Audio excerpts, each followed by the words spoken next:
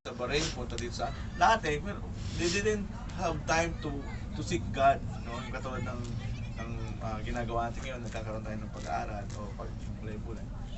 So nakakalungkot, but sino yung mag-i-stand para sa kanila? So tayo ng mga tinawag ng Panginoon. Amen? Tayo yung mga naunang nakakilala sa Panginoon. Kaya ang message sa atin ngayon sa umagang ito ay ipagsabi mo. Yan. Huwag chismis ha, huwag magmarites.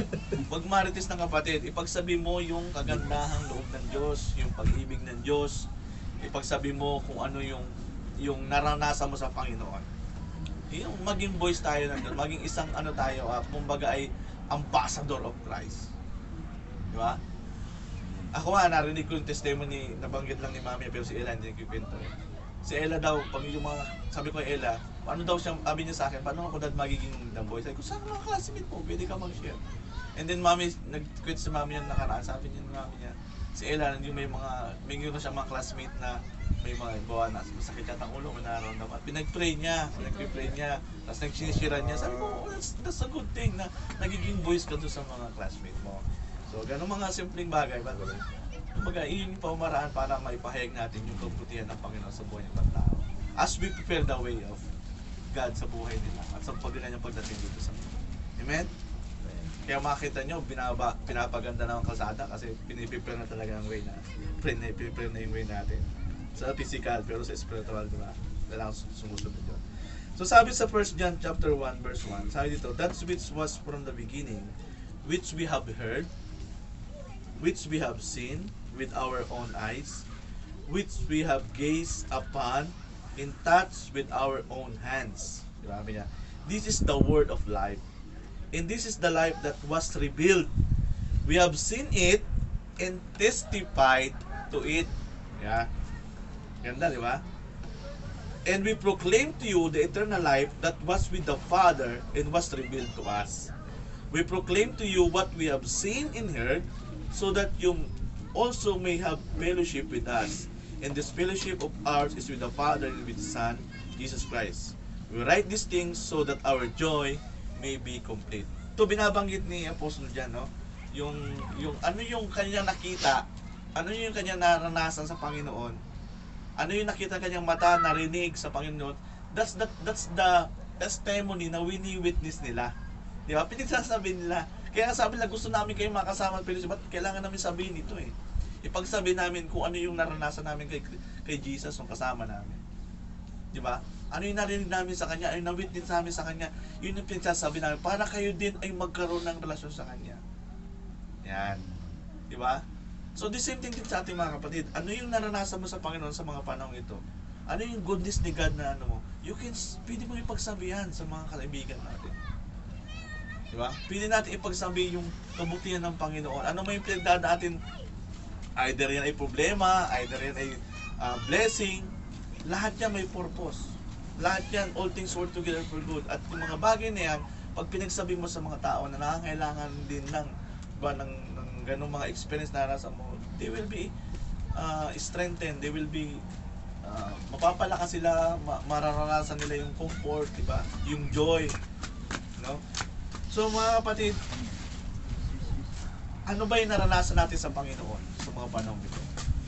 Or we keep it, sa akin na lang to, ikikip ko na lang, diba? Kaya minsan sometimes, diba, we posted in our timeline the goodness of God because we want to voice out. Pag sabi natin, Lord, goodness, napakabuti niya sa buhay, faithful niya sa buhay ko, pinagpala niya ako, ganon. We share the goodness of God, di ba?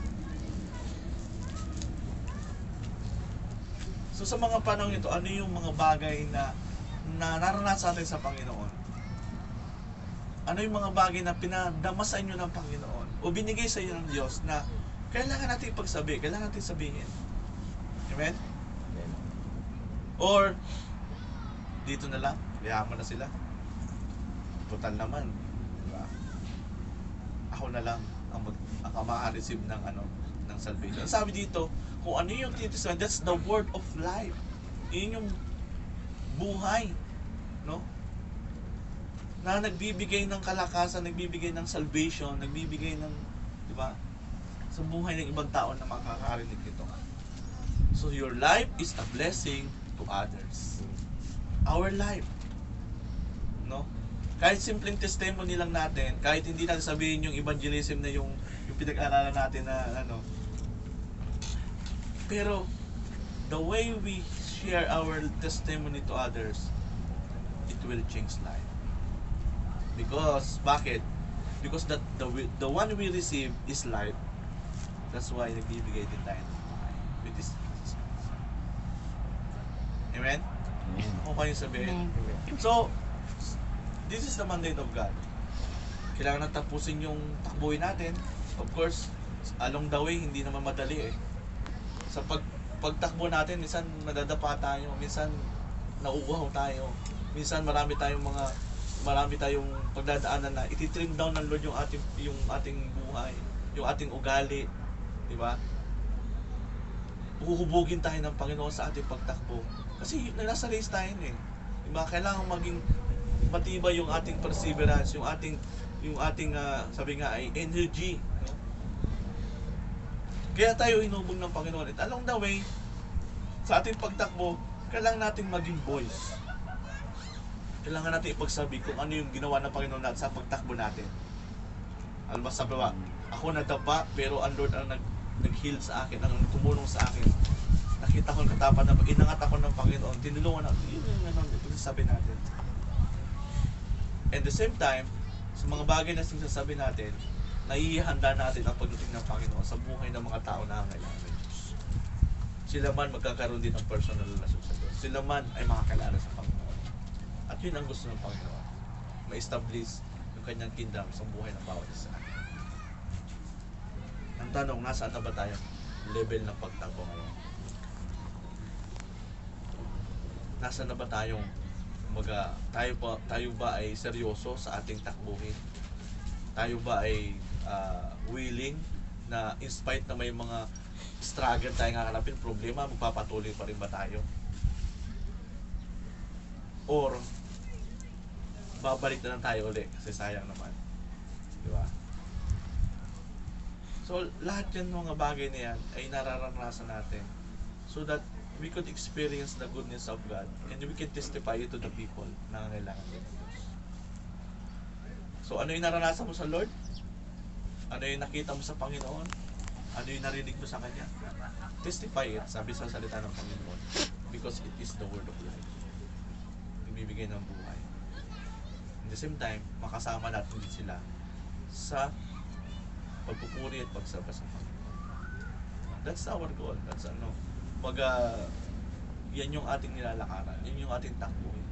Kaya patuloy tayong nagpupush. Ano man ang challenge, ano man ang mga bagay na kinakarap, go on lang, move on lang. Patuloy lang tayo. Magtiwala at kumapit sa Panginoon. Amen? Amen. Amen. So, sabi nga ni John, so we write this thing so that our joy may be complete. Diba? Pag naisabi mo ang goodness ni God sa ibang tao, anong nararamdaman mo? Diba ang joy? Diba, andun yung kagalakan mo na, oh, praise God, kapatid, na-share mo yung love ng Lord sa ibang tao. Grabe yung kagalakan mo, diba? Amin natin sa hindi. Kaya kapag tayo binibless ng Panginoon, pag nasabi natin sa ibang tao na, the Lord bless me, diba? Andun yung joy natin kasi na-share natin yung goodness ni God, yung provision ng Panginoon, yung blessing Lord, yung favor ng Lord sa buhay ng ibang mga tao. Amen? Amen. So, that's the challenge. Let us move on forward to the call na binigay sa atin ng Panginoon. Ipagsabi mo. Sabi mo, kapatid. Sabi mo nga sa katabi mo, ipagsabi mo. Pagsabi mo. Pagsabi mo. Pagsabi mo. Sabi mo, chismis ha. Sabi mo, chismis. Umakbang ka. Umakbang ka. Huwag kang matakot. Kasi, di ba? O, tayo ng kanta niya. Sa church kasi, minsan ang pinagsasabi yung mga ng kapatid chismis. Baka, ano mo, ano natin yon? I-break natin yung ganong atmosphere. Pagsabi natin yung goodness, alam mo, si kapatid, dumaan siya na pagsubok. Pero napagtaliban niya. Kaya pong laki naghanap ng soap. Hindi namin Soap drinks. sinasabi ha. Okay, so nakuha niyo yung message ng Panginoon. Short message Amen. para sa atin Amen. lahat.